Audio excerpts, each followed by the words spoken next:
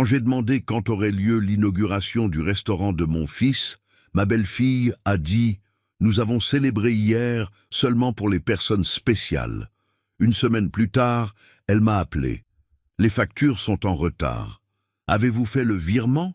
J'ai répondu « Je ne vous ai pas prévenu. Vous connaissez ce moment où le sol disparaît sous vos pieds ? Quand vous réalisez que la personne que vous avez aimée, protégée et soutenue toute votre vie vous regarde comme si vous n'étiez personne. » Eh bien, j'ai vécu ce moment à 68 ans lors d'un appel téléphonique qui a duré moins de 2 minutes, mais qui a brisé 40 ans de dévouement en deux.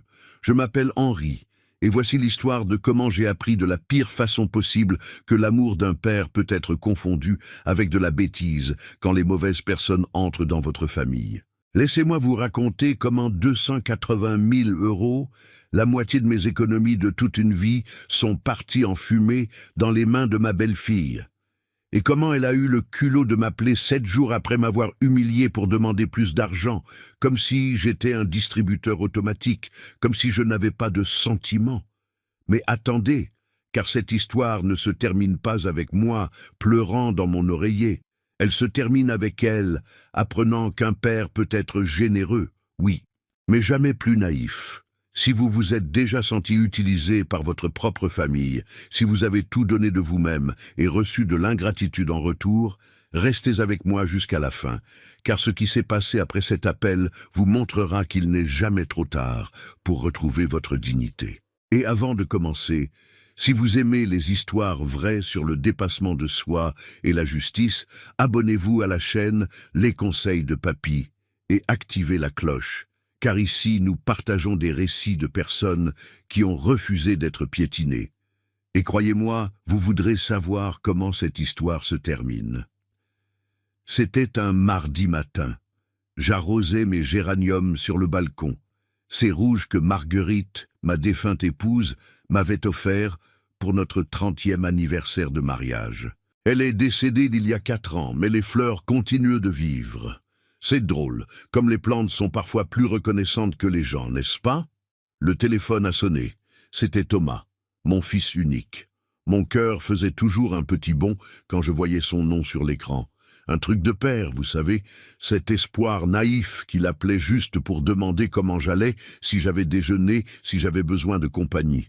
J'ai répondu en souriant. « Bonjour mon fils, quelle bonne surprise !» Sa voix est venue un peu pressée, un peu distante. Bruit de voitures en fond. « Bonjour papa. Écoute, je vais être rapide parce que je suis dans les embouteillages. Je voulais juste savoir, tu as vu les photos du restaurant que Céline a postées? Céline, ma belle-fille depuis 5 ans, la femme qui est entrée dans la vie de mon fils et qui petit à petit m'en a éloigné. Oui, j'ai vu mon fils, c'est magnifique. Quand aura lieu l'inauguration? Je veux être là, bien habillé, pour te soutenir dans ce moment si important. » Silence de l'autre côté.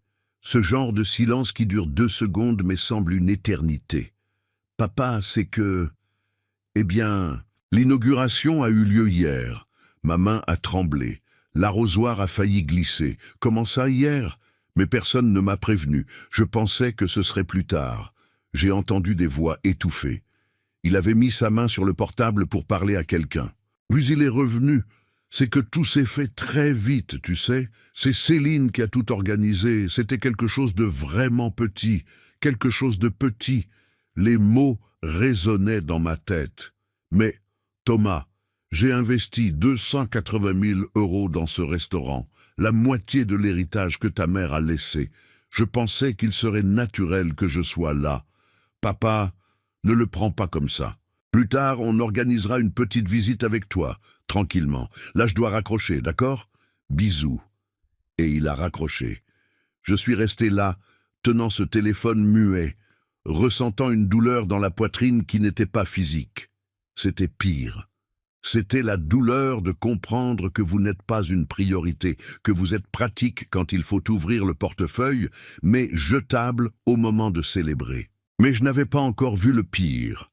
3 jours plus tard, Céline a posté les photos officielles de l'inauguration, et là, mon monde s'est vraiment effondré. Ce n'était pas quelque chose de petit. Il y avait plus de 150 personnes. Des ballons dorés, Un énorme buffet, un groupe jouant en live, des serveurs servant du champagne. Ses parents à elle étaient là, assis à une table décorée, comme s'ils étaient le roi et la reine. Son beau-père a fait un discours. Sa belle-mère a coupé le ruban rouge avec Thomas et Céline. Et moi, j'étais chez moi en train de donner à manger aux pigeons de la place, pensant que l'inauguration allait encore avoir lieu. J'ai agrandi les photos, reconnu des gens. Il y avait Sophie, l'amie d'enfance de Thomas, il y avait Marc, son cousin. Il y avait même Madame Dubois, ma voisine depuis des années, qui avait dû être invitée par politesse. Tout le monde était là, sauf moi. Dans la légende, Céline avait écrit « Soirée magique aux côtés des personnes qui comptent vraiment. Gratitude éternelle à ceux qui ont cru en ce rêve. » Qui a cru? J'ai cru. J'ai payé. J'ai tenu la main de mon fils quand il a dit qu'il voulait quitter son emploi pour entreprendre. C'est moi qui ai renoncé à la sécurité de ma vieillesse pour financer ce rêve. Mais je ne comptais pas. J'ai pleuré cette nuit-là. J'ai pleuré comme je n'avais pas pleuré depuis les funérailles de Marguerite. Pas pour la douleur de la perte, mais pour la douleur de l'humiliation. Parce que perdre quelqu'un à cause de la mort est inévitable. Mais être jeté de son vivant par choix, ça fait mal d'une manière qui n'a pas de remède. J'ai appelé mon voisin, Monsieur Olivier. Il a 71 ans, veuf aussi, et il est devenu mon ami après que nos conjoints sont décédés. On prend le café ensemble tous les samedis, on joue au domino, on se plaint de la vie. Il est venu tout de suite.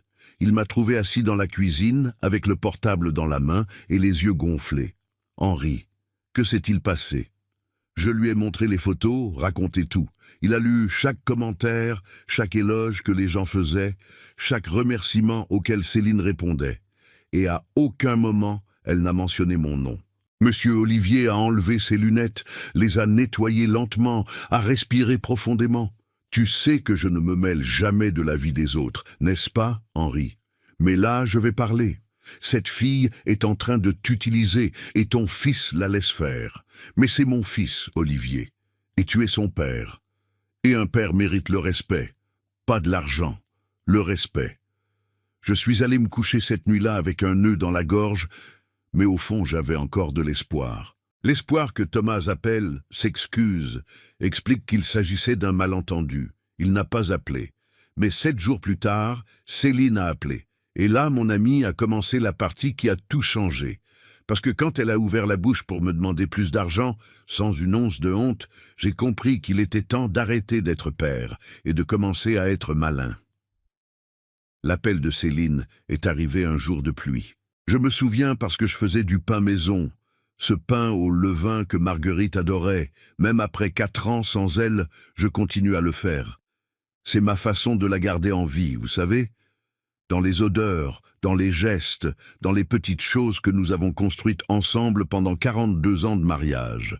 Marguerite était professeure de lettres, moi de mathématiques. On s'est rencontrés lors d'une réunion pédagogique en 1979, dans ce lycée du quartier des Lilas. Elle était timide, portait des lunettes à monture épaisse et avait un sourire en coin qui m'a conquis au premier regard. 3 ans plus tard, on s'est mariés et l'année suivante est venu Thomas, notre fils unique. Toute notre vie. On n'a jamais eu d'argent en trop, mais il n'a jamais rien manqué non plus. De la nourriture sur la table, des vêtements propres, des fournitures neuves en début d'année scolaire. Les vacances, c'était chez ma sœur, sur la Côte d'Azur, dans un petit appartement où on partageait la chambre avec mes neveux, mais c'était des vacances heureuses. Simples, mais heureuses. Quand Thomas est né, je me suis promis. Ce garçon aura tout ce que je n'ai pas eu. Il étudiera, aura des opportunités, deviendra quelqu'un dans la vie.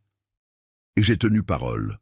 On s'est serré la ceinture, économisé sur tout, mais on a payé son école de commerce. Il a obtenu son diplôme à 23 ans. Marguerite et moi avons pleuré d'émotion lors de la remise des diplômes. La vie a continué. Thomas a trouvé un emploi dans une entreprise de logistique, loué un petit appartement, commencé sa vie, on se voyait tous les dimanches. Déjeuner à la maison, ce pot-au-feu qu'il adorait depuis tout petit. Après le déjeuner, café avec gâteau, conversation au salon, rire bête en regardant des émissions à la télé. C'étaient des dimanches simples, mais ils étaient à nous. Puis est venu le diagnostic de Marguerite, cancer du pancréas, agressif. Les médecins ont donné 6 mois. Elle a vécu 9 mois, luttant chaque jour comme si c'était le dernier. Et ça l'a été. Un mardi matin, elle a tenu ma main, sourit de cette façon qui lui était propre et a dit « Tu es la meilleure chose qui me soit arrivée, Henri ». Et elle a fermé les yeux. Je n'étais pas prêt. On ne l'est jamais, n'est-ce pas? Thomas m'a soutenu aux funérailles, a tenu ma main pendant toute la messe du 7e jour. Il m'appelait tous les soirs pour demander si j'avais dîné, si j'allais bien, si j'avais besoin de quelque chose. Dans ces premiers mois de veuvage, mon fils a été mon roc, ma certitude que je n'étais pas seul. Quand la succession est sortie, j'ai découvert que Marguerite avait été plus prévoyante que je ne l'imaginais. La maison était payée, cette maison de ville de 3 chambres, qu'on avait achetée dans les années 90, avec le jardin plein de cerisiers. Et il y avait 450 000 € entre épargne, assurance vie et un placement dont je ne savais même pas qu'il existait. C'est à cette époque que Thomas a rencontré Céline. Elle travaillait comme directrice marketing dans une start-up.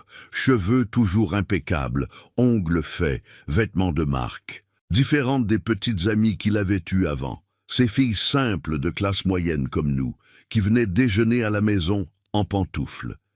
Céline arrivait toujours en talons hauts. Au début, j'ai essayé de l'aimer. Je jure que j'ai essayé.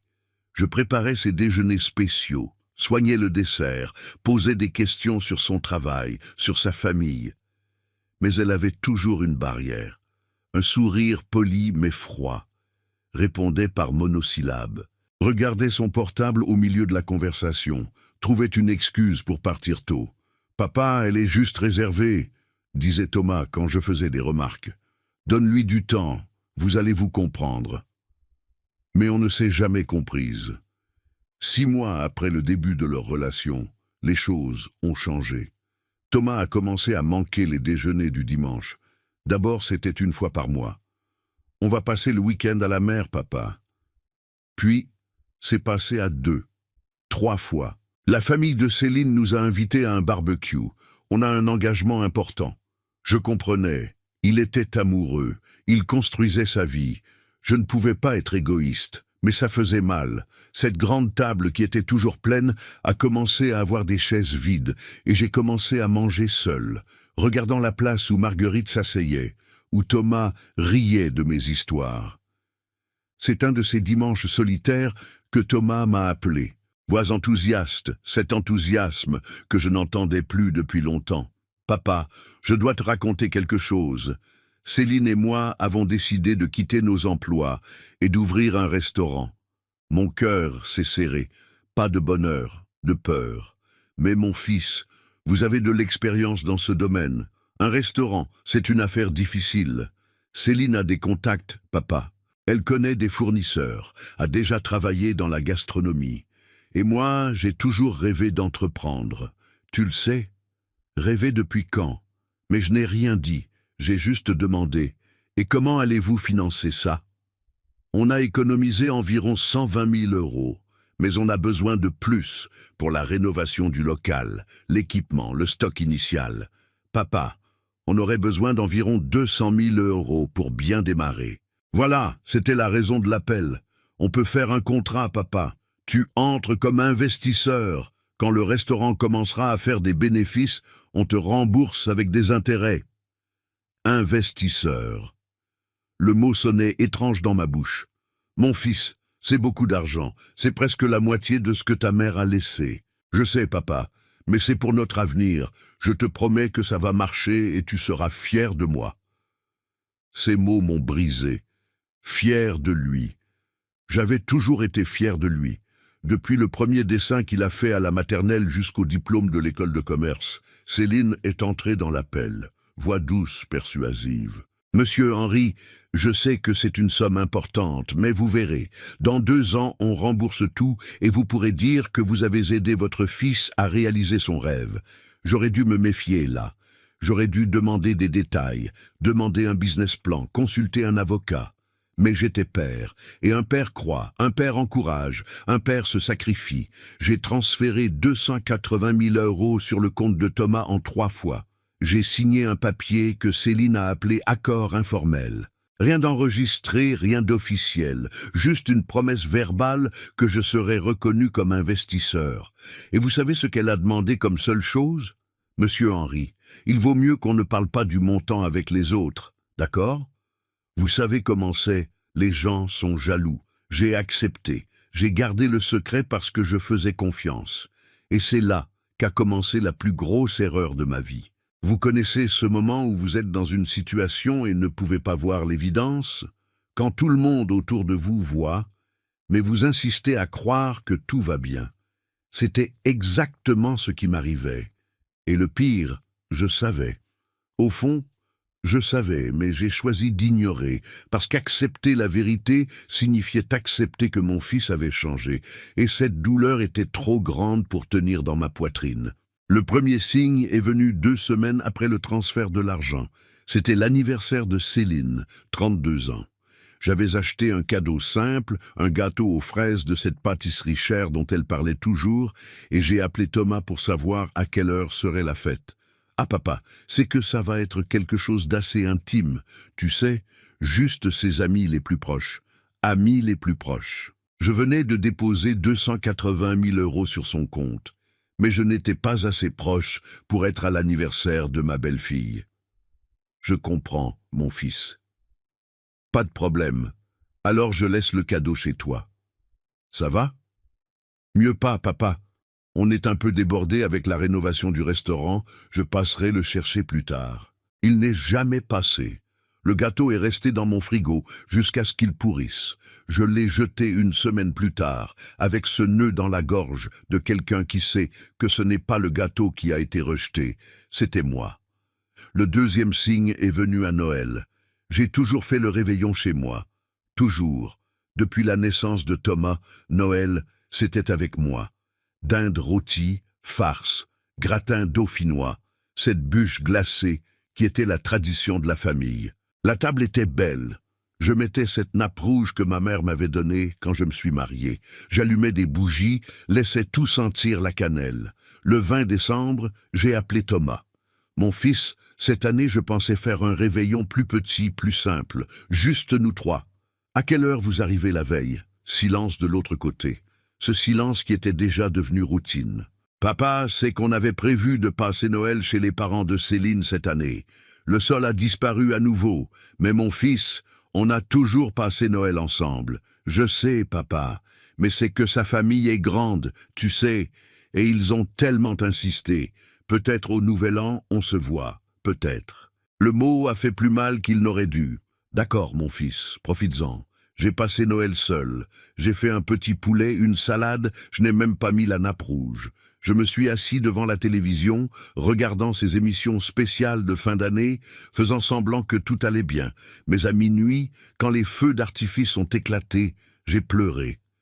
J'ai pleuré pour Marguerite qui n'était plus là. J'ai pleuré pour Thomas qui a choisi de ne pas être là. Et j'ai pleuré pour moi qui devenais invisible. Monsieur Olivier a frappé à ma porte à 2 heures du matin. Il avait vu la lumière allumée. « Henri, tu vas bien ?» J'ai menti que oui. Il est entré quand même, a fait un thé à la camomille, est resté assis sur le canapé avec moi jusqu'à ce que j'arrête de trembler. Il n'a rien dit, il est juste resté. Et à ce moment-là, j'ai compris que parfois, la présence silencieuse vaut plus que 1000 mots. Les mois suivants ont été une séquence de petites exclusions. Chacune faisait un peu moins mal que la précédente, non pas parce que la douleur diminuait, mais parce que je devenais engourdi. J'ai essayé de visiter leur appartement 3 fois. 3. La première fois, Thomas a dit qu'il peignait et que la maison était en désordre. La deuxième, que Céline avait une migraine et avait besoin de silence. La troisième, ils n'ont même pas répondu à l'interphone. Je suis resté en bas tenant un plat de lasagne que j'avais fait avec tant de soin, regardant les fenêtres du 6e étage, sachant qu'ils étaient là-dedans. Je suis rentré chez moi avec tout le plat. Je l'ai mangé seul pendant les 3 jours suivants. Madame Dubois, ma voisine, a commencé à remarquer. « Henri, ça fait longtemps que je n'ai pas vu Thomas par ici. Tout va bien ?»« Ah, il est occupé, Dubois. Il ouvre un restaurant. Vous savez comment c'est. » Elle m'a regardé de cette façon, ce regard de pitié mélangé à de l'inquiétude. « Faites attention, hein. Une bonne belle-mère est une belle-mère loin, mais un père qui donne de l'argent et ne reçoit même pas de visite, ça a un nom. J'ai fait semblant de ne pas comprendre, mais j'ai parfaitement compris. Le troisième signe, et peut-être le plus douloureux, est venu un samedi après-midi. J'étais à la pharmacie en train d'acheter des médicaments pour la tension quand je suis tombé sur Sophie, l'amie d'enfance de Thomas. On a toujours été proches. Elle m'appelait Tonton. Tonton Henri, ça faisait longtemps, on a discuté là, entre les rayons de shampoing et de vitamine C. Elle m'a dit qu'elle était fiancée, qu'elle allait se marier en mars, qu'elle était enthousiaste. Et puis, sans réfléchir, elle a lâché. D'ailleurs, j'ai croisé Thomas la semaine dernière au centre commercial. Lui et Céline achetaient des meubles pour le restaurant.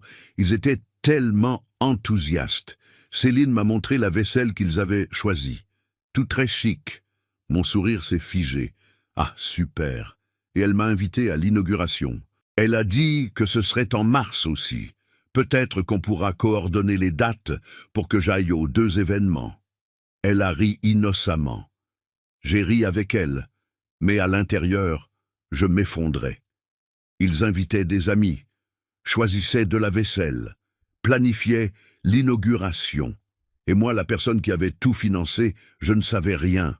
Je suis rentré chez moi, j'ai fermé la porte à clé, me suis assis par terre dans la cuisine et j'ai laissé sortir. J'ai pleuré jusqu'à ne plus avoir de larmes, jusqu'à ce que ma gorge me fasse mal, jusqu'à accepter enfin ce que je niais depuis des mois. J'avais été utilisé. Cette nuit-là, Monsieur Olivier est venu avec du pain frais et du beurre, le rituel habituel. Mais quand il a vu mon visage gonflé, il n'a rien demandé. Il a juste dit « Henri, tu dois comprendre quelque chose.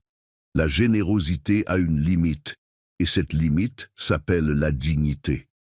Mais c'est mon fils, Olivier, et tu es son père. Ça devrait signifier le respect, pas l'exploitation. Je savais qu'il avait raison, mais je n'étais pas encore prêt à agir. Pas encore. Parce que le pire, le moment qui ferait tout exploser, était encore à venir. Et quand c'est arrivé, il n'y a pas eu de retour en arrière. Mars est arrivé avec cette chaleur étouffante qui fait coller les vêtements au corps. J'étais dans la cuisine en train d'éplucher des pommes de terre quand le téléphone a sonné. C'était un message de Thomas, pas un appel. Un message parce que même pour me parler, il n'avait plus le temps. « Papa, le restaurant est presque prêt, c'est incroyable. Tu vas adorer. Voilà. » Après 8 mois à entendre des excuses, recevoir des miettes d'attention, être traité comme une connaissance lointaine, j'allais enfin voir où était passé l'argent que Marguerite avait économisé avec tant de sueur. Je n'ai pas attendu d'invitation formelle. Le lendemain, j'ai pris le métro. Oui, je prenais encore le métro même si j'avais une voiture au garage. Vieille habitude d'économiser. Je suis allé à l'adresse que j'avais notée sur un papier froissé dans mon sac. Rue des Oliviers, numéro 423, quartier chic. Ce genre d'endroit où les trottoirs sont larges, les arbres bien taillés, les voitures importées garées devant les immeubles. Quand j'ai vu la façade, mon cœur s'est serré. Ce n'était pas un restaurant simple, c'était un projet, une œuvre de gens qui avaient de l'argent à investir dans le luxe. Vitres fumées sur toute la façade, enseignes lumineuses même de jour, ces plantes ornementales géantes à l'entrée. Saveur du village était écrit en lettres dorées, cursives, avec un dessin de marmite en terre cuite qui ressemblait plus à une œuvre d'art. J'ai poussé la porte. L'odeur de peinture était encore dans l'air, mélangée à l'arôme de bois noble et de café frais. La salle était énorme.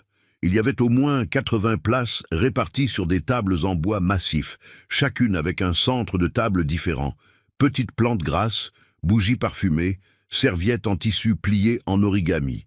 Les murs avaient de grands tableaux, des peintures imitant des marchés de producteurs, des casseroles en cuivre suspendues comme décoration, des étagères rustiques pleines de bocaux en verre avec des grains colorés. Tout pensé, tout cher, tout loin du restaurant simple de cuisine régionale que Thomas m'avait vendu. Ça avait coûté beaucoup plus que 280 000 €. Je peux vous aider. Je me suis retourné. C'était un jeune homme, Uniforme noir impeccable, ce type d'employé formé pour être poli avec les clients. Je suis le père du propriétaire, de Thomas. Son visage s'est illuminé. Ah, vous êtes Monsieur Henry. Attendez, je vais l'appeler. Monsieur Henry. Au moins, les employés savaient qui j'étais. Je suis resté là, planté au milieu de la salle, tournant lentement, essayant de calculer mentalement combien avait coûté chaque détail. La machine à expresso italienne, le système son intégré jouant du jazz doucement, le carrelage en grès cérame imitant le béton ciré, la climatisation centrale qui ne faisait même pas de bruit. Où était le reste de l'argent? D'où venait-il? Papa. Thomas est apparu venant de la cuisine. Tablier blanc, cheveux en désordre, sourire rapide, mais un sourire tendu. Ce n'était pas le bonheur de me voir, c'était la surprise, une mauvaise surprise. « Bonjour, mon fils, je suis venu découvrir. » « Tu as dit que c'était presque prêt? Alors oui. Mais on est encore en phase d'ajustement, tu sais, on teste les recettes, on forme l'équipe. » Il a regardé sur le côté mal à l'aise. « Tu aurais pu prévenir que tu venais. » Prévenir, comme si j'avais besoin d'une autorisation pour voir l'endroit que j'avais financé. Désolé, mon fils, c'est que j'étais tellement impatient. C'est magnifique, tu sais, bien au-delà de ce que j'imaginais. Il a fait un demi-sourire, mais n'a pas répondu. C'est alors que Céline est apparue. Elle est venue du bureau administratif, talons hauts claquant sur le sol comme un tambour de guerre, cheveux attachés en chignon parfait, chemisier en soie beige. Elle ressemblait à une cadre de multinationale, pas à une propriétaire de restaurant en phase d'inauguration. Quand elle m'a vu, son visage n'a rien caché, contrarié, irrité même. « Monsieur Henry, quelle surprise !» Surprise encore, ce mot empoisonné. « Bonjour Céline, je suis venu découvrir le restaurant. C'est merveilleux. Vous êtes à féliciter. Merci. » La voix est sortie sèche comme du sable. Mais comme Thomas a dû vous le dire, on est encore très débordé. On a 1000 choses à régler avant l'inauguration. J'ai respiré profondément, rassemblant mon courage. Et quand aura lieu l'inauguration? Je veux être là bien habillé pour vous soutenir. J'ai regardé Thomas, il a détourné le regard. J'ai regardé Céline, elle a croisé les bras. Et là est venue la phrase qui a brisé ce qui restait encore intact en moi. Ah, l'inauguration. Elle a ri brièvement, a regardé Thomas comme si elle attendait qu'il parle, mais il est resté muet. Alors, elle a continué. On a célébré hier, en fait. C'était quelque chose de très privé, seulement pour les personnes spéciales. Le monde s'est arrêté. Personne spéciale. J'avais donné 280 000 €, la moitié de ma sécurité, la moitié de l'héritage que Marguerite avait laissé, et je n'étais pas assez spécial pour être là. Hier, ma voix est sortie faible. Mais je ne savais pas. Eh oui, monsieur Henry, tout s'est fait très vite. On a à peine eu le temps d'organiser la liste. Vous savez comment c'est. Son ton était désinvolte, comme si elle expliquait pourquoi elle ne m'avait pas invité à un baby shower quelconque. J'ai regardé Thomas. J'espérais qu'il dise quelque chose, n'importe quoi, des excuses, une explication, un geste minimal de gêne. Rien. Il regardait juste par terre, les mains dans les poches, comme un garçon pris en flagrant délit de mensonge. « Papa, on en parlera calmement plus tard, d'accord? Là, on doit vraiment retourner au travail. » Je n'ai pas attendu qu'il finisse sa phrase. J'ai tourné les talons et je suis sorti de là. J'ai marché jusqu'à l'arrêt de métro avec les jambes flageolantes, le sac serré contre la poitrine, les yeux brûlants de larmes retenues. Je n'allais pas pleurer dans la rue, je n'allais pas leur donner ce plaisir.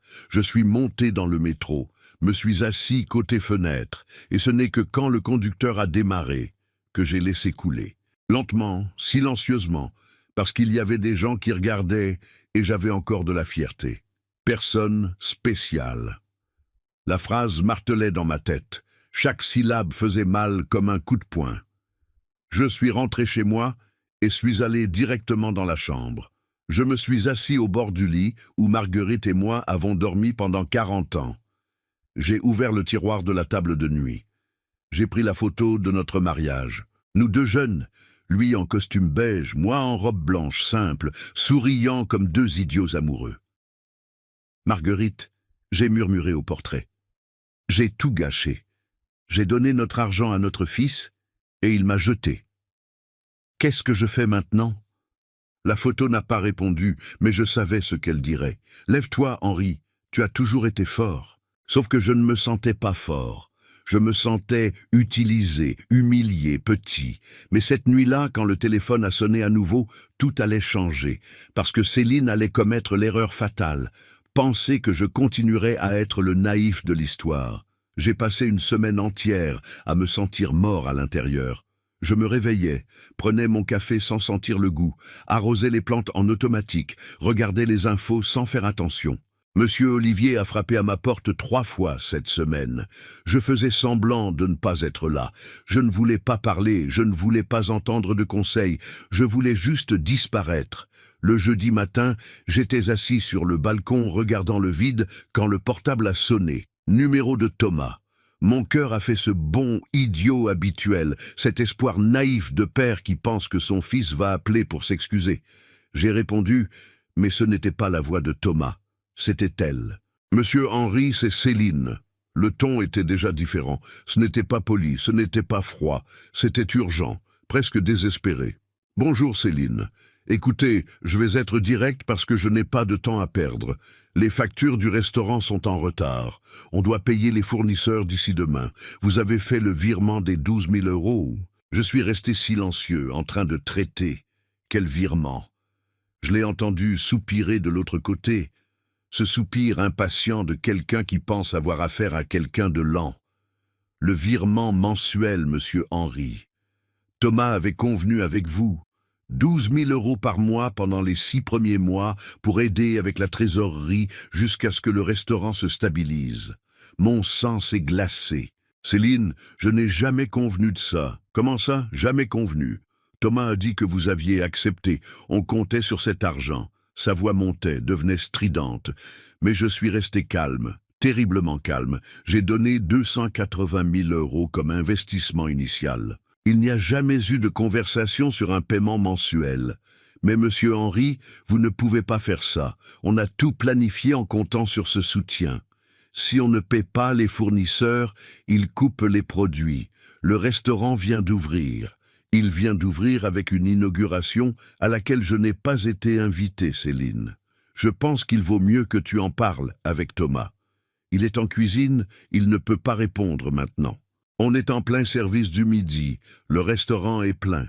J'ai besoin de cette réponse maintenant. Et c'est à ce moment-là, en entendant cette femme me réclamer de l'argent avec la même naturelle qu'on réclame une facture d'électricité en retard, que quelque chose s'est définitivement brisé en moi. Ce n'était pas de la colère, c'était de la lucidité.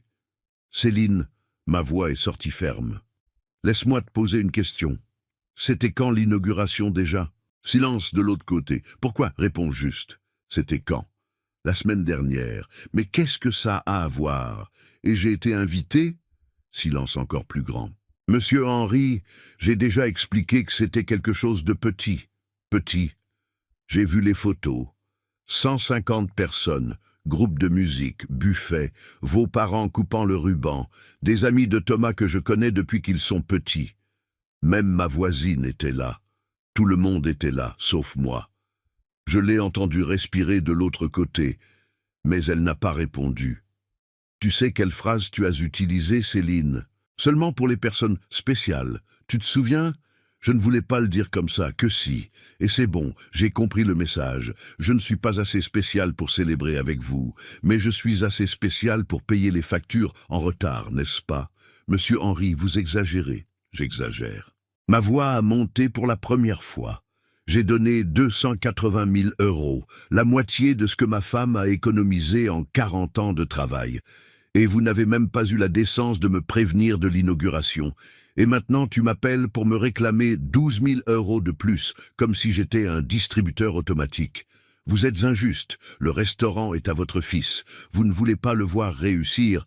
Je veux le voir heureux, Céline. Mais je veux aussi être traité avec respect.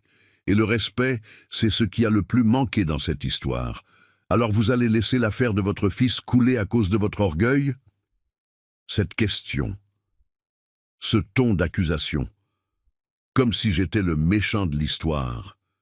Je ne vais rien laisser couler, Céline, parce que ça n'a jamais été ma responsabilité de porter seul le rêve de vous deux. J'ai déjà fait ma part. Plus que ma part. Vous allez le regretter. Tu sais quoi? Je regrette déjà. Je regrette de ne pas avoir exigé de contrat, de ne pas avoir mis mon nom sur les papiers, d'avoir fait confiance alors que tout le monde autour de moi m'alertait. Alors c'est ça? Vous allez tourner le dos à votre fils? J'ai respiré profondément. Comptez jusqu'à 5. Non, Céline. Celui qui a tourné le dos, c'est lui. Quand il a choisi de ne pas m'inviter à l'inauguration. Quand il t'a laissé me traiter comme de la merde. Quand il a fait semblant que je n'existais pas pendant qu'il célébrait le succès que j'avais financé. Monsieur Henry est pour les 12 000 €. Je ne vais pas les virer. D'ailleurs, je ne vais plus rien virer du tout. Considère le robinet fermé. Silence choqué de l'autre côté. Vous ne pouvez pas faire ça. Je peux, si. Et tu sais pourquoi? Parce que c'est mon argent. Ce n'est pas un héritage anticipé. Ce n'est pas une obligation. C'est l'argent que Marguerite m'a laissé pour que je vive dignement les années qu'il me reste. Je vais le dire à Thomas.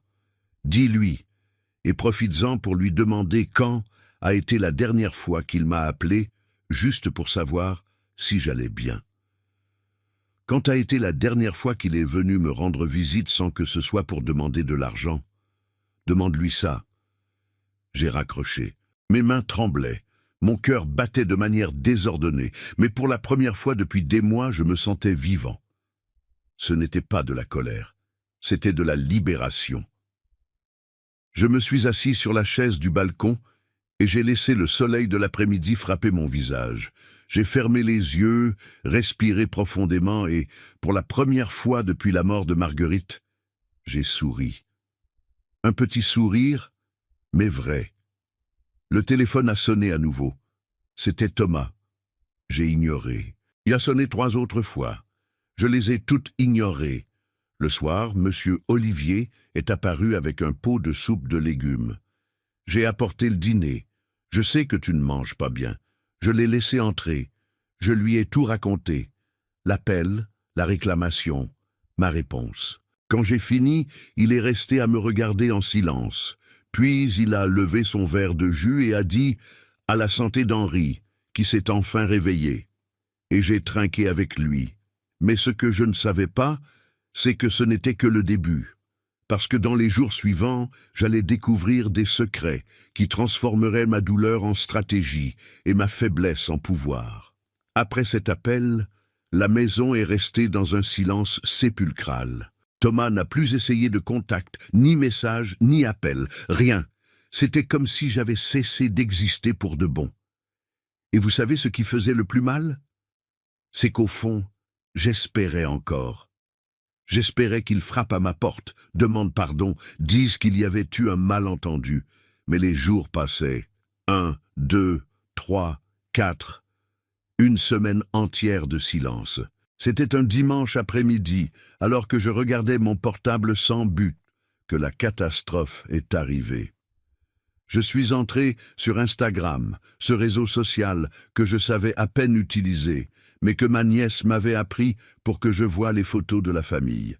J'ai tapé le nom du restaurant dans la recherche, Saveur du village. Le profil est apparu, public, plein de photos. Et c'est là, en faisant défiler ce fil, que mon monde s'est effondré pour la 2e fois. Les photos de l'inauguration étaient toutes là. Ce n'était pas un album privé, ce n'était pas une story qui disparaît, c'était un post épinglé en haut du profil, avec plus de 500 likes et des dizaines de commentaires. J'ai cliqué, et chaque photo était un coup de couteau. La première, salle bondée, gens avec des flûtes de champagne levées. Légende, soirée inoubliable avec ceux qui ont cru en ce rêve depuis le début. Depuis le début? J'étais depuis le début. J'étais le début. J'ai fait glisser sur le côté. 2e photo. Les parents de Céline au centre de la table principale. Serviettes en tissu, assiettes décorées, souriant comme de la royauté. Son père tenait une flûte en portant un toast. 3e photo. Groupe jouant. Vrai groupe, avec des instruments. Petite scène montée dans le coin de la salle, éclairage coloré. Ce n'était pas de l'improvisation. Ça avait été planifié des semaines à l'avance. 4e photo, buffet. Table immense avec des amuse-bouches gastronomiques, charcuteries importées, fruits coupés en forme de fleurs, mini-desserts dans des verrines. Ça avait dû coûter environ 5 000 €, rien que cette table. Et puis est venue la 5e photo, celle qui m'a fait me lever de la chaise et marcher en cercle dans le salon, avec le portable tremblant dans ma main. C'était Thomas et Céline coupant un ruban rouge à l'entrée du restaurant. À côté d'eux, de chaque côté, ses parents à elle, les 4 souriants, posant pour la photo officielle de l'inauguration, comme s'ils étaient les fondateurs, les propriétaires, les seuls responsables de ce succès. Et la légende a été la cerise sur le gâteau pourri. Gratitude éternelle à mes parents qui m'ont toujours soutenu dans chaque rêve. Sans vous, rien de tout cela n'existerait. Et à mon amour, Thomas, pour avoir embarqué dans cette folie avec moi. Nous sommes une équipe imbattable. J'ai lu ça 5 fois, 10 fois, jusqu'à mémoriser chaque mot. Sans vous, rien de tout cela n'existerait. Ses parents, pas moi, ses parents. Je suis descendu aux commentaires, avec déjà des larmes qui coulaient. Félicitations, vous le méritez. Quelle fierté de vous voir réussir. Belle famille, succès total. Je veux déjà réserver une table, et puis j'ai vu un commentaire de Madame Dubois, ma voisine. Tout était magnifique, nourriture merveilleuse, ambiance chaleureuse. Félicitations aux jeunes et aux familles qui ont soutenu. Que Dieu vous bénisse. Dubois avait été là, avait mangé, avait célébré. Et quand elle m'a vu dans la rue le lendemain, elle n'a rien dit, par pitié, parce qu'elle savait que je n'avais pas été invité. J'ai agrandi les photos une par une, cherché des visages connus. J'ai reconnu Sophie, cette amie d'enfance de Thomas. Elle riait, tenant un verre de soda enlacé avec d'autres personnes. J'ai reconnu Marc, son cousin que je connaissais depuis bébé. J'ai même reconnu Sylvie, mon ancienne collègue d'école, qui était amie de Céline. Il y avait au moins 150 personnes sur ces photos, des gens qui avaient été soigneusement invités, confirmés, organisé sur une liste, et moi, qui avais payé pour tout ça, j'étais chez moi en train de regarder les infos. J'ai jeté le portable sur le canapé, me suis levé. J'ai commencé à marcher d'un côté à l'autre, sentant ma poitrine se serrer, ma respiration faiblir. Ce n'était pas seulement de la tristesse, c'était de la colère, une colère que je n'avais jamais ressentie auparavant, ni quand Marguerite est morte, ni quand j'ai perdu mon père. Parce que c'était des pertes inévitables. Mais ça, c'était un choix. Thomas avait choisi de ne pas m'inviter, avait choisi de laisser Céline m'humilier, avait choisi de m'effacer de l'histoire que j'avais financée. Je me suis assis par terre du salon et appuyé mon dos contre le mur et ai crié fort jusqu'à ce que ma gorge me fasse mal, crié pour l'injustice, pour la douleur, pour l'aveuglement d'avoir cru que l'amour d'un père suffisait. Je ne sais pas combien de temps je suis resté là, mais quand je me suis levé, il y avait quelque chose de différent en moi. Ce n'était plus du désespoir, c'était de la décision. J'ai repris le portable, sauvegardé toutes les photos, fait des captures d'écran de tous les commentaires, de la légende, de tout. Parce que s'il y avait une chose que mes 40 ans comme professeur m'avaient appris, c'était l'importance de garder des preuves. À 18 h, l'interphone a sonné. C'était Monsieur Olivier. Henri ouvre. Je dois te parler. Je l'ai laissé monter. Quand j'ai ouvert la porte, il était accompagné. Il avait amené une femme que je ne connaissais pas, environ 35 ans. Jean et t-shirt simple, cheveux attachés en queue de cheval. Henri, voici Patricia. Elle doit te parler. C'est urgent. J'ai regardé la jeune femme. Elle était nerveuse, tripotant ses mains, évitant mon regard. Monsieur Henri, elle a commencé, la voix tremblante. Je sais qu'on ne s'est jamais rencontré en personne, mais je dois te dire quelque chose que tu as le droit de savoir. Mon cœur s'est accéléré. Qui êtes-vous? J'étais la fiancée de Thomas il y a 6 ans. On a rompu 1 mois avant qu'il rencontre Céline. Le monde a tourné. Et qu'est-ce que vous faites ici? Elle a respiré profondément comme quelqu'un qui rassemble son courage, parce que j'ai travaillé avec Céline dans la même entreprise, et je sais des choses qu'elle a faites, Des choses sur l'argent que vous leur avez donné. Je me suis assis lentement sur le canapé.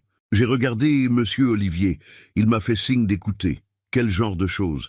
Patricia a ouvert son sac, sorti une enveloppe Kraft, l'a posée sur la petite table entre nous. Il y a des documents ici, des captures d'écran de conversation, des justificatifs. Monsieur Henry. Elle m'a regardé dans les yeux et j'ai vu des larmes se former. L'argent que vous avez donné n'a pas été uniquement pour le restaurant. Ma main a tremblé quand j'ai pris l'enveloppe. Explique mieux. Céline a utilisé 95 000 € de votre argent pour faire un apport sur un appartement. Un appartement qui est uniquement à son nom. Thomas ne le sait même pas, le papier que je tenais semblait prendre feu, et c'est à ce moment-là, avec cette enveloppe dans mes mains, que j'ai compris. La guerre n'avait même pas commencé, et j'avais enfin des munitions. J'ai ouvert l'enveloppe avec des mains tremblantes. À l'intérieur, il y avait une liasse de papier, des captures d'écran de conversation WhatsApp, des justificatifs bancaires, même des photos d'un contrat de vente. J'ai commencé à lire et chaque ligne était un coup dans l'estomac. La première conversation était entre Céline et une amie, datée de novembre de l'année dernière, 2 mois après que j'ai fait le virement.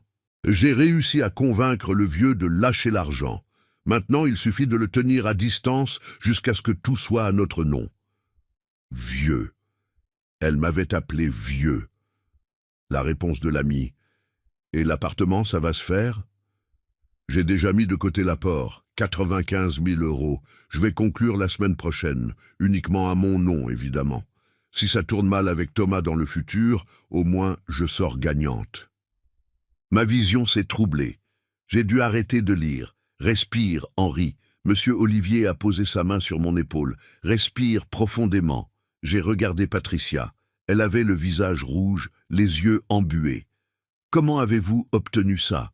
J'avais encore accès à l'email professionnel ancien. On travaillait dans le même service, on partageait certains dossiers. Quand j'ai su qu'elle avait commencé à sortir avec Thomas, j'ai gardé un œil. Pas par jalousie, monsieur Henry, mais parce que je la connaissais. Je savais de quoi elle était capable. Et pourquoi vous ne m'avez jamais contacté avant? Elle a baissé la tête, parce que j'avais peur. Peur de m'impliquer et de causer des problèmes. Mais hier, j'ai vu les photos de l'inauguration. Je l'ai vue remercier ses parents, faire semblant qu'elle avait tout construit seule. Et j'ai pensé, si je ne fais rien, je serai complice. J'ai cherché votre adresse. Je suis venu ici. J'ai trouvé Monsieur Olivier à l'entrée. Il m'a amené jusqu'à vous. Je suis revenu au papier. Il y avait un justificatif de virement. 95 000 € du compte de Thomas, le même compte où j'avais déposé l'argent, vers le compte de Céline. Date, 3 semaines après mon investissement. Description, apport appartement. Et il y avait plus. Une capture d'écran de contrat.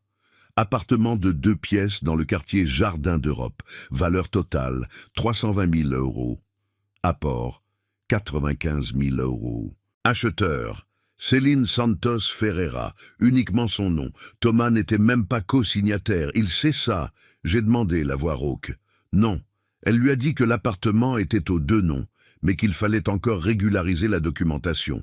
Mensonge. Tout est enregistré uniquement à son nom depuis janvier. J'ai fermé les yeux, essayé de traiter. Mon fils avait été trompé aussi. Ou serait-il complice? Est-ce qu'il savait et faisait semblant de ne pas savoir? Patricia, je peux garder ces documents? Vous pouvez, ce sont des copies. Et il y a encore autre chose. Elle a hésité. Céline a des dettes, beaucoup. Carte de crédit au plafond, crédit à la consommation. Elle était désespérée pour de l'argent quand elle a rencontré Thomas. Ce n'était pas de l'amour, monsieur Henry, c'était de la stratégie. Les pièces du puzzle se sont assemblées. L'intérêt soudain pour mon fils, juste après la mort de Marguerite, les questions indirectes sur l'héritage, la façon dont elle ramenait toujours la conversation sur l'argent. « Merci », j'ai réussi à dire. Vous n'imaginez pas à quel point ça compte. Après que Patricia soit partie, monsieur Olivier et moi sommes restés assis dans le salon en silence. Il a fait du café, mis des biscuits sur une assiette, rituel automatique de quelqu'un qui prend soin. « Qu'est-ce que tu vas faire ?» il a demandé. « Je ne sais pas encore, Mais une chose, je sais, je ne serai plus le naïf de l'histoire. Tu peux la poursuivre en justice.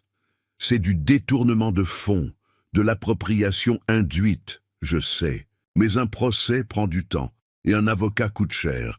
Et à la fin, même si je gagne, le mal est fait. Il a bu une gorgée de café. Alors qu'est-ce que tu veux? J'ai regardé vers lui. Mon voisin, mon ami, la seule personne qui était restée à mes côtés quand tout le monde m'avait tourné le dos. Je veux justice, mais pas de la façon traditionnelle. Je veux qu'elle comprenne dans sa chair ce que c'est d'être utilisé. Je veux que Thomas ouvre les yeux.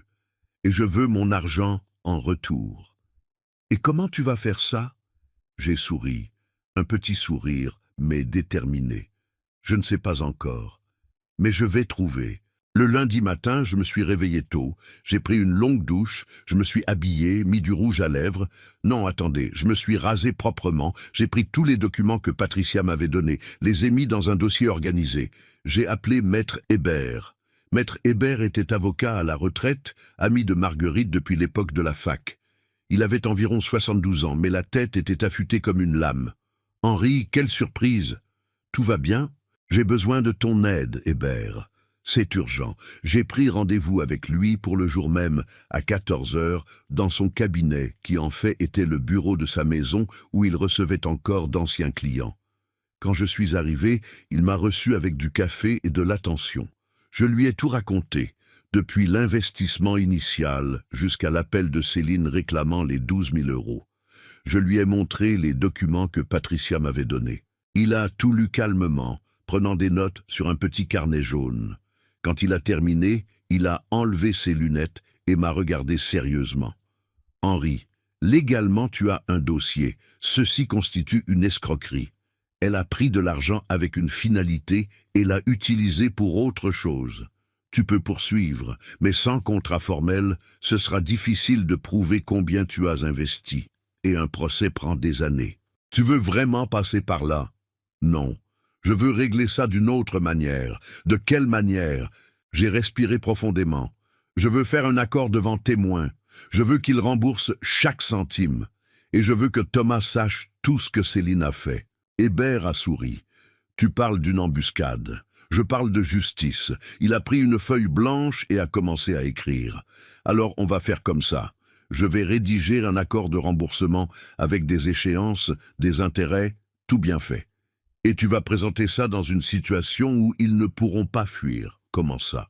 Choisis un lieu public, convoque des témoins et mets-les au pied du mur. S'ils refusent devant tout le monde, là tu passes à la justice. Mais s'ils acceptent, tu garantis ton argent sans usure. Tu penses que ça va marcher? Je pense que s'il y a une chose que les gens malhonnêtes craignent, c'est l'exposition. Et tu as assez de preuves pour détruire sa réputation. Je suis sorti du cabinet de Maître Hébert avec l'accord de remboursement imprimé, signé, certifié et un plan en tête. Parce que s'il y a une chose que j'ai apprise dans toute cette vie de professeur, c'est que les meilleures leçons sont celles qu'on n'oublie jamais. Et Céline allait avoir le cours le plus cher de sa vie. Les 3 jours suivants ont été les plus étranges de ma vie. Je n'ai pas appelé Thomas, je n'ai pas envoyé de message, je n'ai donné aucune explication. J'ai simplement disparu de la carte. Et vous savez ce qui s'est passé? Rien. Absolument rien. Aucun « Papa, tu vas bien ?» Aucun « Désolé pour le malentendu », silence total. Jusqu'au jeudi à 10 heures du matin, le téléphone a sonné. C'était lui. J'ai laissé sonner 3 fois avant de répondre. Il fallait qu'il sente que je n'étais plus désespéré par son attention. « Allô, papa ?» Sa voix était douce, presque infantile, ce ton qu'il utilisait quand il était enfant et cassait quelque chose. « Vous allez bien ?» J'étais inquiet. Inquiet maintenant, il était inquiet. « Je vais bien, mon fils. Pourquoi ?»« Ah, je ne sais pas. On ne s'est pas parlé depuis quelques jours. » Et cette histoire de Céline qui a appelé pour demander de l'argent, je voulais expliquer. Pas besoin d'expliquer quoi que ce soit. Silence de l'autre côté. Il s'attendait à de la résistance, à des pleurs, à des supplications. Il ne s'attendait pas à l'indifférence. « Papa, je sais que les choses se sont passées un peu bizarrement. Pour l'inauguration, tout s'est vraiment fait très vite. C'est Céline qui a organisé. Je ne savais même pas vraiment qui elle avait invité. Thomas, tu m'appelles pourquoi? Pour t'excuser ou pour demander plus d'argent? La question est sortie sèche, directe. Il s'est étouffé. Papa, qu'est-ce que c'est que ça? Bien sûr que ce n'est pas pour l'argent. Alors, c'est pourquoi? Parce que ça fait 2 mois que tu ne viens pas me voir, sauf pour parler du restaurant. Ça fait 3 mois qu'on ne déjeune pas ensemble. Tu te souviens de la dernière fois que tu as demandé si je mangeais bien, si je dormais bien? Papa. Réponds, Thomas. Tu me considères comme quelqu'un de spécial? Le silence qui a suivi a tout dit. Bien sûr que oui, papa. Vous êtes mon père. C'est drôle, parce que Céline a dit que l'inauguration était seulement pour les personnes spéciales, et je n'y étais pas. J'ai déjà présenté mes excuses pour ça. Non, tu as donné une excuse. C'est différent. Une excuse, c'est quand tu reconnais que tu as eu tort, et tu ne l'as pas reconnu. Je l'ai entendu respirer profondément de l'autre côté. Papa, qu'est-ce que vous voulez que je fasse? Je veux que tu sois honnête avec moi. Tu savais que Céline allait m'appeler pour réclamer 12 000 € par mois? Pause longue, trop longue. On a parlé de ça, oui, mais je pensais qu'elle t'avait bien expliqué avant.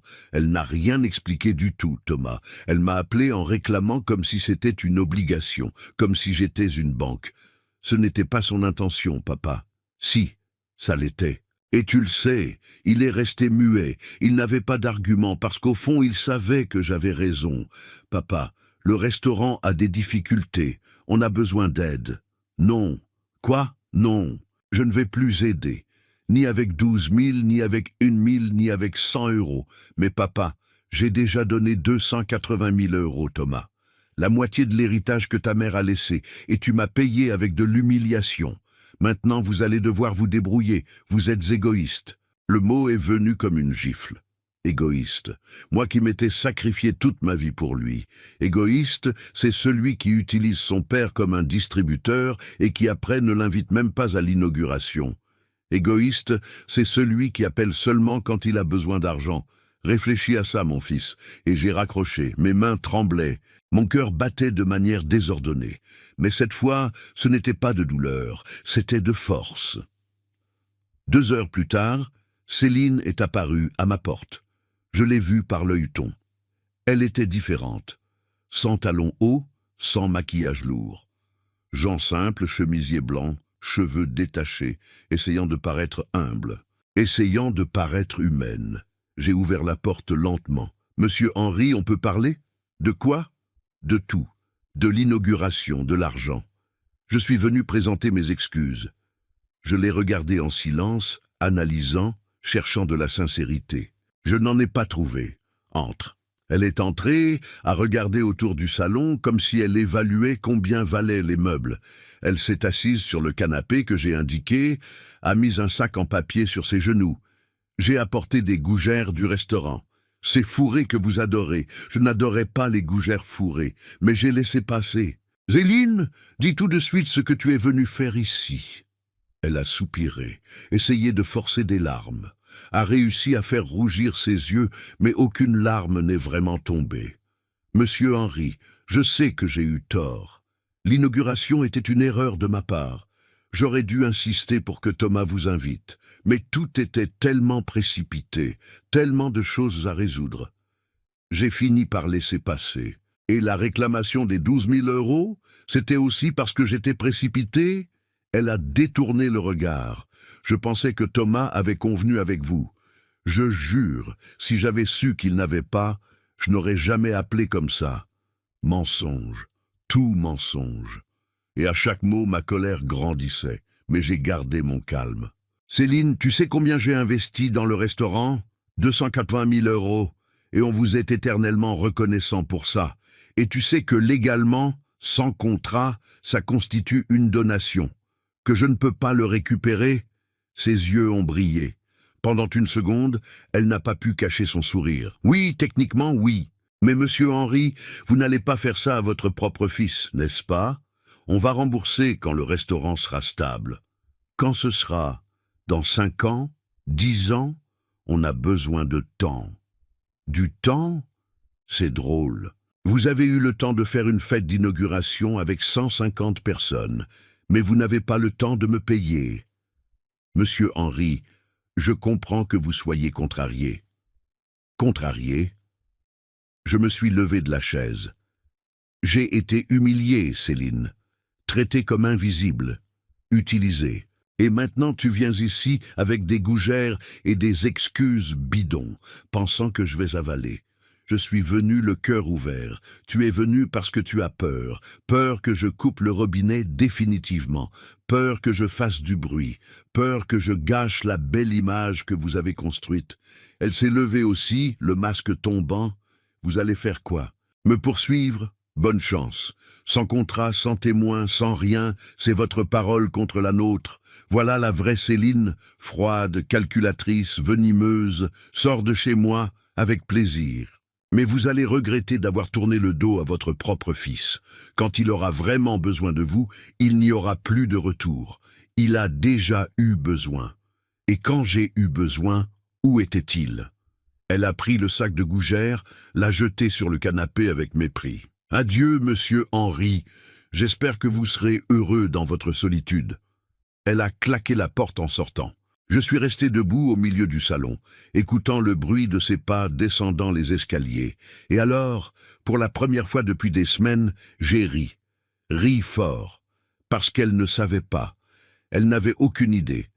J'avais des preuves. J'avais des documents. J'avais des témoins. Et surtout, j'avais un plan. Et ce plan était sur le point d'exploser en pleine figure, d'une manière qu'elle n'oublierait jamais. Après le départ de Céline, je me suis assis sur la chaise du balcon et suis resté à regarder l'horizon. Le soleil se couchait, teintant le ciel de cet orange rougeâtre que Marguerite disait être la couleur de l'espoir. J'ai pris l'enveloppe que Patricia m'avait donnée et j'ai tout relu. Chaque capture d'écran, chaque justificatif, chaque mensonge documenté. Mais quelque chose me dérangeait, une pièce qui ne s'assemblait pas. Si Céline avait détourné 95 000 € pour acheter un appartement et que le restaurant avait coûté bien plus que les 280 000 € que j'avais donnés, d'où venait le reste de l'argent? Thomas et elle avaient économisé 120 000 € selon lui, plus mes 280 000, moins les 95 000 de l'appartement, ça faisait 305 000 €. Mais ce restaurant valait au moins 500 000 €.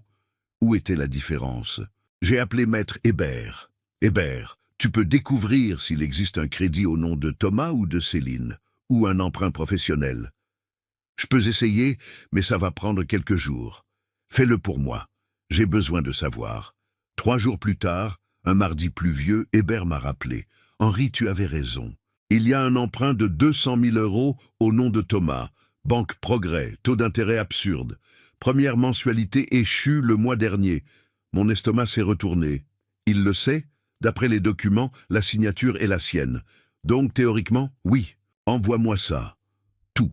Je veux voir de mes propres yeux. Le lendemain, Hébert m'a remis un dossier complet. Contrat d'emprunt, mensualité, garant. Et c'est en lisant ça que la deuxième bombe a explosé. Céline était garante. Et elle avait mis comme garantie l'appartement qu'elle avait acheté avec mon argent. J'ai relu ça 3 fois pour être sûr que je ne devenais pas fou. Elle avait utilisé 95 000 € de l'argent qui devait être investi dans le restaurant, acheté un appartement uniquement à son nom, et ensuite utilisé ce même appartement comme garantie d'emprunt pour couvrir le trou qu'elle avait elle-même créé. Et si Thomas ne payait pas, elle perdait la garantie. Mais comme l'appartement était uniquement à son nom, il serait le seul lésé par le défaut de paiement. Elle sortirait avec 95 000 € propres sans aucune conséquence. C'était une arnaque parfaite. Je me suis assis à la table de la cuisine avec tous ces papiers étalés et pour la première fois, j'ai complètement compris ce qui se passait. Mon fils n'était pas seulement un complice, il était une autre victime, une victime idiote, égoïste, qui m'avait terriblement blessé, mais victime quand même. Céline avait joué avec nous deux, avec moi et avec lui. J'ai pris le téléphone, appelé Patricia. Patricia, Thomas sait que l'appartement est uniquement au nom d'elle? Non. Elle lui a dit que c'était en cours d'inclusion de son nom, mais que ça allait prendre quelques mois à cause de la bureaucratie au cadastre. Et il a cru, monsieur Henry. Thomas a toujours cru tout ce qu'elle disait. Il était trop amoureux pour voir clair. J'ai raccroché et suis resté à regarder ces documents. Il y avait tellement de matériel là, tellement de preuves, tellement d'erreurs. Je pouvais détruire Céline avec ça, je pouvais l'exposer publiquement, je pouvais poursuivre, je pouvais la faire payer. Mais si je faisais ça, Thomas tomberait avec. Son nom était partout, et aussi mauvais qu'il ait été avec moi, aussi faible, lâche, égoïste, c'était toujours mon fils. Alors je devais être intelligent, je devais être chirurgical. J'ai rappelé Maître Hébert. Hébert, si je veux faire un accord de remboursement, je peux inclure une clause de révélation d'informations. Comment ça? Je peux mettre une condition qui les oblige à me dire la vérité sur tout, sur l'emprunt, sur l'appartement, sur où est passé chaque centime. Il est resté silencieux, réfléchissant. Tu peux, mais ils ne sont pas obligés d'accepter. Ah, ils vont accepter. Parce que l'alternative sera pire. Quelle alternative? Procès pour escroquerie avec toutes les preuves que j'ai. Et exposition publique. Henri, tu es sérieux? Très. Rédige l'accord. Je veux qu'il rembourse les 280 000 € en 24 mensualités de 11 166 € avec des intérêts de 3% par an. Et je veux qu'il reconnaisse par écrit le détournement de fonds. Et s'il n'accepte pas, là je pars en guerre pour de vrai. Hébert est resté silencieux un moment. Tu as changé, Henri. Je n'ai pas changé. J'ai juste arrêté d'être naïf. 2 jours plus tard, un vendredi matin, j'ai envoyé un message à Thomas. Court, direct. J'ai besoin de parler avec toi et Céline. Sujet urgent concernant l'investissement. Demain midi au restaurant. Je viens avec mon avocat. Ne manque pas. La réponse est venue 3 heures plus tard. Papa, c'est quoi cette histoire d'avocat? Pas besoin de ça. J'ai répondu, si, il faut, à demain. Cette nuit-là, j'ai à peine dormi. Je repassais dans ma tête chaque détail du plan, chaque phrase, chaque document. Il fallait que je sois préparé parce qu'il allait y avoir des pleurs, des cris, des dénégations, mais je ne pouvais pas faiblir. À l'aube, je me suis levé, suis allé dans la chambre qui avait été celle de Thomas quand il était enfant. Elle était encore comme il l'avait laissée quand il était parti de la maison. Poster de groupe au mur, bibliothèque pleine de livres de lycée, le lit simple avec la couette bleue que j'avais moi-même cousue. Je me suis assis au bord de ce lit et j'ai laissé venir les larmes. Parce qu'au fond, même avec toute la colère, toute la déception, toute la douleur, c'était encore mon garçon. Le garçon que j'avais tenu dans mes bras, à qui j'avais appris à faire ses lacets, que j'avais emmené son premier jour d'école. Marguerite, j'ai murmuré dans le vide. J'espère que tu me pardonnes. Mais je dois faire ça. Je dois lui apprendre que l'amour d'un père n'est pas un passeport pour l'abus.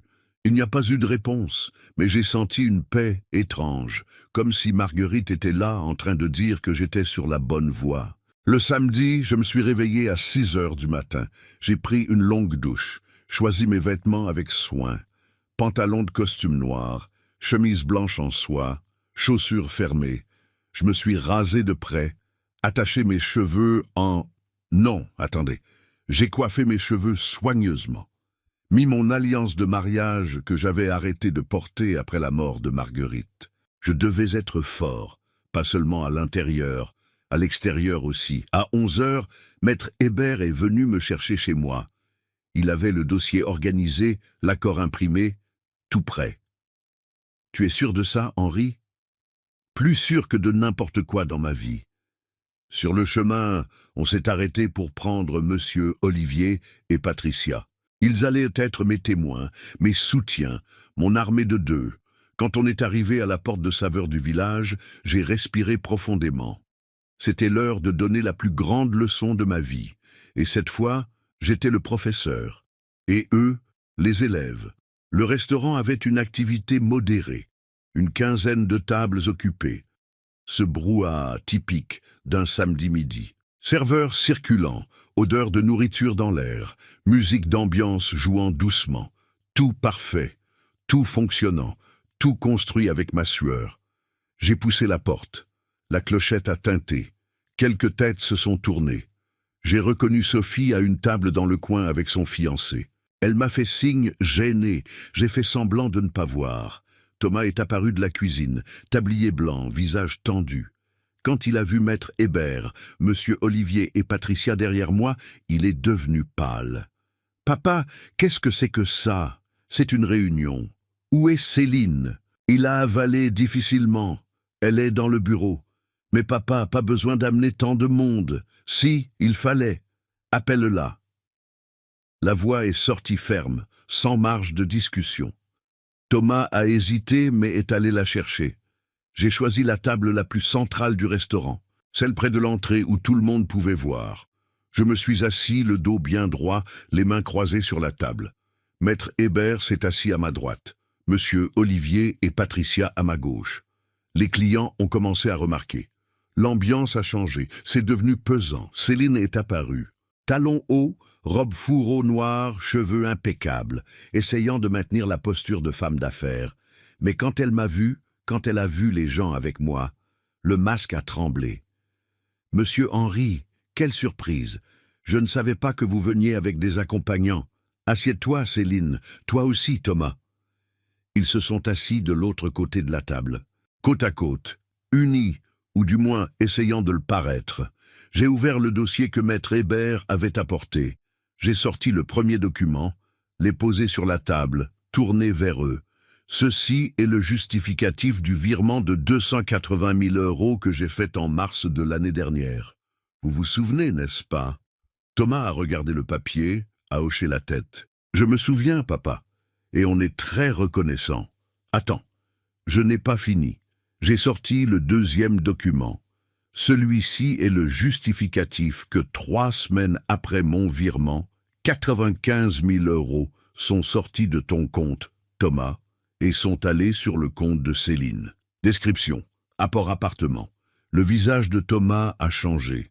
Confusion, surprise. Quel appartement? Céline est devenue rigide. Thomas, calme. Je peux expliquer. Tu peux vraiment expliquer, Céline? J'ai sorti le troisième document. Parce que celui-ci est le contrat d'achat de l'appartement dans le Jardin d'Europe. Valeur, 320 000 €. Acheteur. J'ai fait une pause dramatique. Céline Santos Ferreira. Uniquement elle. Ton nom n'est pas là, Thomas. Le silence qui est tombé était assourdissant. Même la musique de fond semblait s'être arrêtée. Papa, de quoi tu parles? La voix de Thomas est sortie rauque. Je parle du fait que Céline a utilisé l'argent que je vous ai donné pour investir dans le restaurant et a acheté un appartement à son nom. Sans te le dire. Thomas, il s'est tourné vers elle, les yeux écarquillés. C'est vrai? Elle a ouvert la bouche, l'a fermée, a essayé de penser à une issue. Thomas, j'allais te le dire. C'était une surprise. J'allais mettre ton nom après. Mensonge. La voix de Patricia a coupé l'air.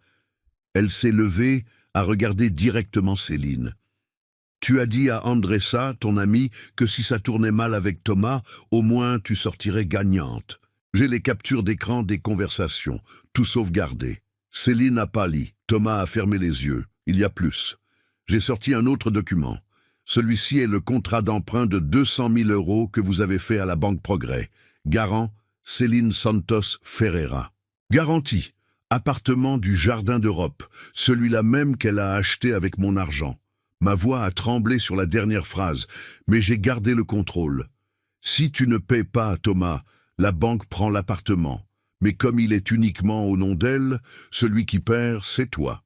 Elle garde les 95 000 € propres. C'était comme si j'avais tiré sur lui. Thomas s'est levé de la chaise, a chancelé, s'est appuyé les mains sur la table. « Céline, tout ça est vrai ?» Elle n'a pas répondu. Elle regardait juste vers le bas, mordant sa lèvre. « Réponds !» il a crié. Quelques clients ont sursauté. 2 serveurs ont arrêté de travailler. « Oui !» Sa voix est sortie dans un filet, mais j'allais tout arranger. Arranger? Tu m'as volé, tu as volé mon père, tu as construit un piège et tu m'as mis au milieu. Il a tiré la chaise, s'est assis lourdement, les mains sur la tête. Et alors, pour la première fois depuis des années, j'ai vu mon fils pleurer. Papa, je ne savais pas, je jure devant Dieu que je ne savais pas. Je l'ai regardé. Ce garçon qui avait grandi en moi, qui avait été ma raison de vivre, et j'ai ressenti un mélange étrange de douleur et de soulagement. Je sais que tu ne savais pas, Thomas. Je sais qu'elle t'a trompé aussi. Mais tu m'as blessé. Tu as permis qu'elle me traite comme de la merde. Tu as choisi de ne pas m'inviter à l'inauguration. Tu es resté des semaines sans me parler. Et quand tu as parlé, c'était pour demander de l'argent. Je sais. Je sais. J'ai été un idiot. Tu as été. Mais il est encore temps de réparer. J'ai posé le dernier document sur la table, l'accord de remboursement. Ceci est un accord de remboursement. 280 000 € en 24 mensualités de 11 166 € avec intérêt. Si vous signez ça ici, devant ces témoins, je ne poursuis pas, je n'expose pas, je ne détruis pas. Je reçois juste en retour ce qui est à moi. Céline a tenté une dernière carte. Et si on ne signe pas, je l'ai regardée. Et pour la première fois, elle a vu qui j'étais vraiment. Pas le vieux naïf, l'homme fort. Si tu ne signes pas, Céline, je te poursuis pour escroquerie. J'ai des preuves, j'ai des témoins, j'ai des documents. Tu vas répondre pénalement. Et quand ça arrivera, la presse va adorer l'histoire de la belle-fille qui a volé son beau-père pour acheter un appartement. Elle a écarquillé les yeux. Et le restaurant va couler si on paie tout ça? Tu aurais dû y penser avant de me voler. Maître Hébert a posé un stylo sur la table. Vous avez 2 minutes pour décider. Thomas a pris le stylo, la main tremblante, a signé. Puis l'a poussé vers Céline. Signe. Thomas. J'ai dit de signer. Elle a pris le stylo, a signé. La signature est sortie tordue, rageuse. Maître Hébert a récupéré le document. 3 exemplaires. Un pour moi, un pour eux, un pour l'avocat. Voilà, c'est fait. Première mensualité échue le 15 du mois prochain. Je me suis levé de la chaise.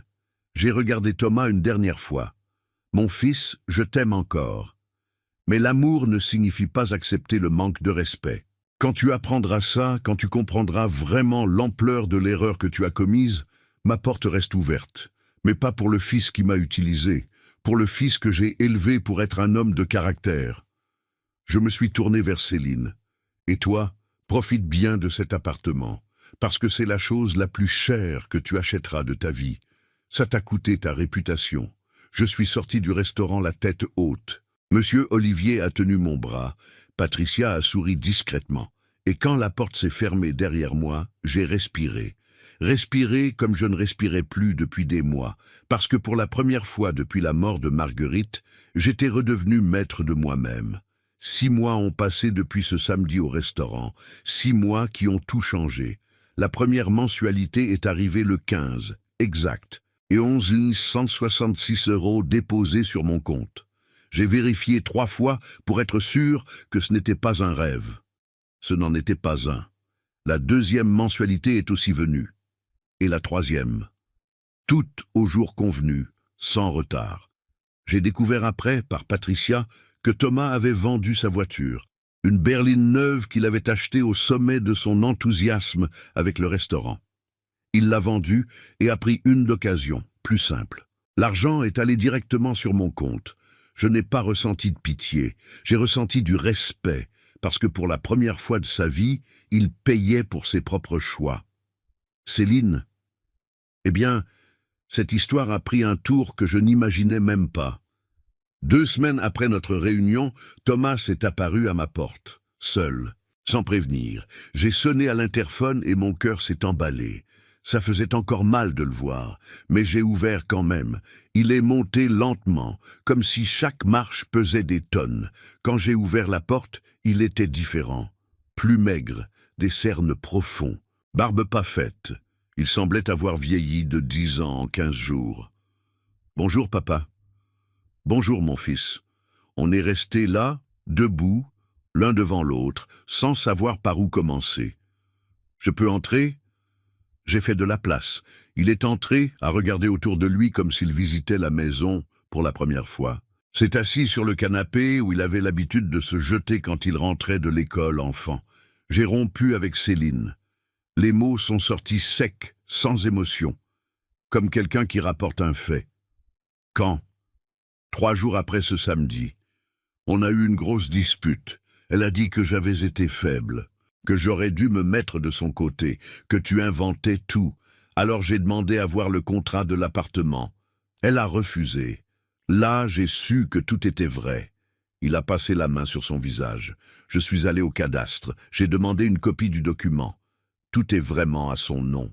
Et quand je l'ai confrontée à nouveau, elle n'a même pas nié. Elle a juste dit qu'elle avait fait ça pour protéger son patrimoine au cas où on se séparerait, comme si j'étais une menace. Il a fait une longue pause. Papa, j'ai été un idiot, un aveugle, un lâche. Je me suis assis sur la chaise en face de lui. J'ai attendu. Je t'ai laissé te faire maltraiter. Je l'ai laissé t'exclure. J'ai fait semblant de ne pas voir, parce que j'étais, je ne sais pas, ensorcelé. Je pensais qu'elle était différente, moderne, ambitieuse. Mais elle n'était rien de tout ça. Elle était juste intéressée. Des larmes ont commencé à couler sur son visage. Et le pire, c'est que j'ai blessé la seule personne qui a toujours été de mon côté. La personne qui m'a élevé, qui a renoncé à tout pour moi. Et j'ai répondu par de l'ingratitude. Il a sangloté, et voir mon fils pleurer comme ça brisé a été une des choses les plus difficiles que j'ai jamais affrontées. Papa, je sais que je ne mérite pas le pardon. Je sais que j'ai brisé la confiance, mais je suis là pour te dire que je vais payer chaque centime. Je vais travailler autant qu'il le faudra. Je vais vendre ce qu'il faudra vendre. Mais tu auras ton argent en retour. Je sais que tu vas payer, Thomas. Les mensualités sont à jour. Ce n'est pas seulement à cause du contrat. C'est parce que c'est juste. C'est le minimum que je peux faire. Je suis resté silencieux. Je l'ai laissé se confier. Parce que parfois, la meilleure chose qu'un père peut faire, c'est écouter. Et le restaurant? J'ai demandé. Il fonctionne. Avec des difficultés, mais il fonctionne. J'ai dû licencier 2 employés, réduire les coûts, renégocier avec les fournisseurs. Mais il tient debout. Et je fais une thérapie. Une thérapie? Oui, 2 fois par semaine. Parce que j'ai réalisé que j'avais des problèmes, papa. D'estime de soi, de dépendance émotionnelle, de je ne sais quoi, d'être un homme. J'ai besoin d'apprendre à être meilleur. Ces mots m'ont touché d'une manière que je n'attendais pas, parce qu'ils montraient de la maturité. Ils montraient qu'il était vraiment en train de changer. Papa, je sais que ça va prendre du temps. Je sais que je vais devoir prouver que j'ai changé. Mais je voulais te demander quelque chose. Quoi? Je peux revenir déjeuner ici le dimanche, sans parler d'argent, sans rien demander, juste pour être avec toi. Comme avant. Je l'ai regardé, mon fils, le garçon que j'avais porté dans mes bras, l'homme qui m'avait déçu, l'être humain qui essayait de recommencer. Tu peux, mais à une condition. Laquelle? Tu fais la vaisselle après. Il a esquissé un demi-sourire. Le premier sourire sincère que je voyais chez lui depuis des mois. C'est d'accord. Et c'est comme ça que les dimanches sont revenus avec le pot-au-feu. Simple, sans luxe, sans fête. Juste lui et moi parlant de la vie, des erreurs, des recommencements. Céline, j'ai appris qu'elle était retournée vivre chez ses parents. L'appartement a été vendu pour couvrir une partie de l'emprunt qui étouffait Thomas. Elle a tout perdu, tout ce qu'elle avait volé. Et selon Patricia, elle travaille maintenant comme vendeuse dans une boutique de vêtements. L'ironie de la vie. Je n'ai pas ressenti de colère, j'ai ressenti de l'indifférence, parce qu'elle n'occupait déjà plus aucun espace dans ma poitrine. Quant à moi, eh bien, la vie a pris un tournant inattendu. Monsieur Olivier, qui avait été mon soutien pendant tout ce cauchemar, est devenu quelque chose de plus. On a commencé à sortir.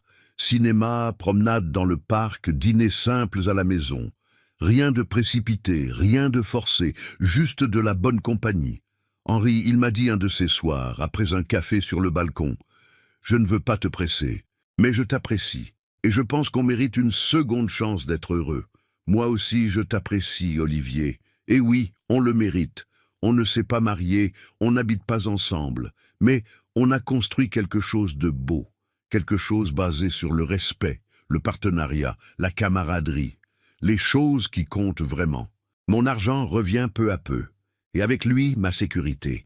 J'ai déjà récupéré la moitié de ce que j'avais investi et je sais que je récupérerai le reste. Mais plus important que l'argent, j'ai récupéré ma dignité. J'ai appris que l'amour d'un père ne peut pas être confondu avec de la soumission, que la générosité a une limite, que le respect ne se négocie pas et que jamais, jamais il n'est trop tard pour se lever et dire « ça suffit ». L'autre jour, j'arrosais mes géraniums, ces rouges que Marguerite m'avait offerts quand j'ai pensé à elle. Et vous savez ce que j'ai ressenti? De la gratitude. Gratitude qu'elle m'ait laissé une structure, qu'elle ait été une compagne, qu'elle m'ait appris, même sans mots, que l'amour véritable est un partenariat. Et j'ai ressenti de la fierté. Fierté de moi-même, de ne pas avoir abandonné, d'avoir lutté, d'avoir prouvé qu'un homme de 68 ans peut rebondir. Aujourd'hui, quand je me regarde dans le miroir, je vois quelqu'un de différent. Pas l'Henri brisé d'il y a 6 mois, mais l'Henri qui est rené de ses cendres. Plus fort, plus sage, plus entier. Et s'il y a une leçon que je veux laisser à ceux qui m'écoutent, c'est celle-ci. Ne laissez jamais personne vous faire sentir petit. Ni fils, ni belle-fille, ni famille. Parce que vous valez beaucoup plus que ce que les gens qui vous utilisent peuvent voir. J'ai mis 68 ans à apprendre que l'amour-propre n'est pas de l'égoïsme, c'est de la survie, c'est de la dignité, c'est de la justice. Et aujourd'hui, j'ai survécu, la tête haute et le cœur en paix. Si cette histoire a touché votre cœur, si vous avez déjà vécu quelque chose de similaire ou connaissez quelqu'un qui traverse ça, laissez dans les commentaires d'où vous regardez cette vidéo. Racontez-nous votre histoire. Parce qu'ici, on ne juge pas, on accueille. Mettez un like si vous croyez qu'il n'est jamais trop tard pour recommencer et abonnez-vous à la chaîne Les Conseils de Papy pour continuer à suivre des récits réels de personnes qui ont refusé d'être piétinées. Parce que tout le monde mérite une seconde chance, mais personne ne mérite d'être utilisé. Un baiser au cœur de chacun. Et souvenez-vous, vous êtes plus fort que vous ne l'imaginez.